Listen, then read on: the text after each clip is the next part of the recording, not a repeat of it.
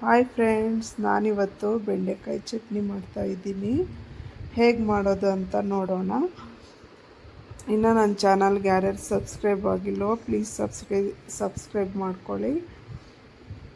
ನಾನಿಲ್ಲಿ ಒಂದು 1/4 kg ಬೆಂಡೆಕಾಯಿನ ನೀಟಾಗಿ ವಾಶ್ ಮಾಡಿಕೊಂಡು ಈ ಥರ ಚಿಕ್ಕ ಚಿಕ್ಕದಾಗಿ ಕಟ್ ಮಾಡಿಕೊಂಡು ನೀಟಾಗಿ ಹುರ್ಕೊತಾ ಇದ್ದೀನಿ. ಸ್ವಲ್ಪ ಎಣ್ಣೆ ಜಾಸ್ತಿನೇ ಹಾಕ್ಕೋಬೇಕು, ಇಲ್ಲಾಂದರೆ ಅಂಟು ಥರ ಆಗಿಬಿಡುತ್ತೆ ಈ ಬೆಂಡೆಕಾಯಿ. ಹಂಗಾಗಿ ಸ್ವಲ್ಪ ಎಣ್ಣೆ ಜಾಸ್ತಿ ಹಾಕ್ಕೊಂಡು ಈ ಥರ ಮೀಡಿಯಮ್ ಫ್ಲೇಮಲ್ಲಿ ನೀಟಾಗೆ ಹುರ್ಕೋಬೇಕು. ನೋಡಿ, ಈ ಥರ ಸ್ವಲ್ಪ ಸಾಫ್ಟ್ ಹಾಕ್ಬೇಕು ಬೆಂಡೆಕಾಯಿ. ಆ ಥರ ಹುರ್ಕೊಂಡು ಒಂದು ಬಟ್ಲಿಗೆ ಹಾಕ್ಕೊತಾ ಇದ್ದೀನಿ ನಾನಿವಾಗ. ನೋಡಿ, ನಾವು ಬೆಂಡೆಕಾಯಿ ಯಾವ ರೀತಿ ಹುರಿತೀವೋ ಅಷ್ಟು ಟೇಸ್ಟ್ ಇರುತ್ತೆ ಚಟ್ನಿ ಅಂತೂ. ಈ ಚಟ್ನಿ ತುಂಬ ಚೆನ್ನಾಗಿರುತ್ತೆ, ಮುದ್ದೆಗೂ ರೈಸ್ಗೂ ಚಪಾತಿಗೂ ತುಂಬಾ ಚೆನ್ನಾಗಿರುತ್ತೆ. ಒಂದು ಸಲ ಟ್ರೈ ಮಾಡಲೇಬೇಕು ನೀವು. ಒಂದು ಸಲ ಟ್ರೈ ಮಾಡಿ ನೋಡಿ, ನೀವೇ ಪದೇ ಪದೇ ಮಾಡ್ತೀರಾ, ಅಷ್ಟು ಚೆನ್ನಾಗಿರುತ್ತೆ. ತುಂಬಾ ಈಸಿ, ಒಂದು 10 ನಿಮಿಷಕ್ಕೆಲ್ಲ ಮಾಡ್ಕೊಬಿಡ್ಬೋದು.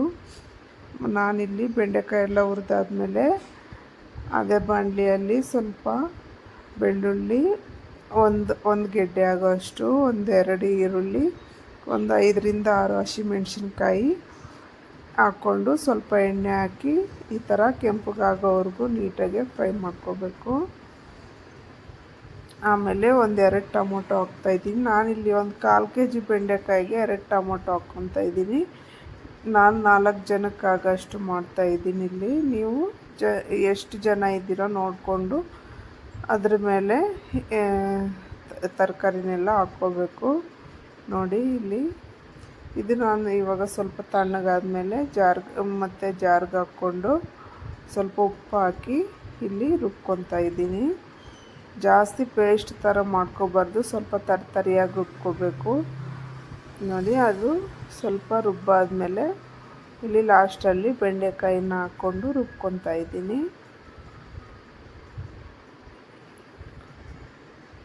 ನೋಡಿ ಫ್ರೆಂಡ್ಸ್, ಈ ಥರ ಹಾಕ್ಕೊಂಡು ಒಂದು ಸುತ್ತಂಗೆ ರುಬ್ಕೊಂಡ್ರೆ ಸಾಕು, ಚಟ್ನಿ ರೆಡಿ ಆಗುತ್ತೆ. ಮತ್ತು ನಾನಿಲ್ಲಿ ಒಂದು ಚಿಕ್ಕ ಬಾಣಲಿಯಲ್ಲಿ ಒಗ್ಗರಣೆ ಮಾಡ್ಕೊತಾ ಇದ್ದೀನಿ.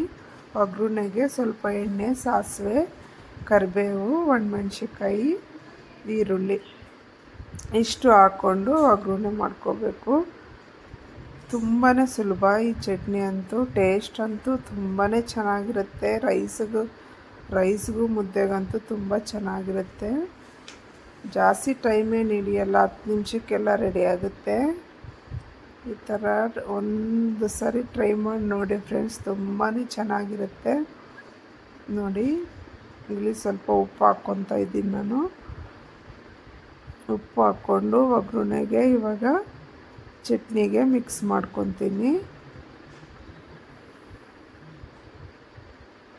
ಲಾಸ್ಟಲ್ಲಿ ಸ್ವಲ್ಪ ಕೊತ್ತಂಬರಿ ಹಾಕ್ಕೋಬೇಕು.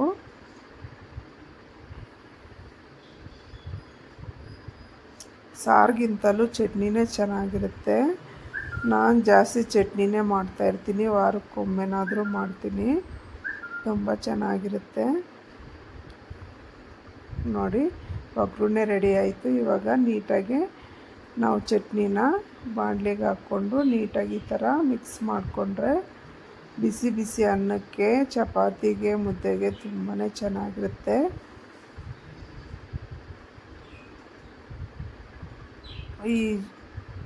Thank you.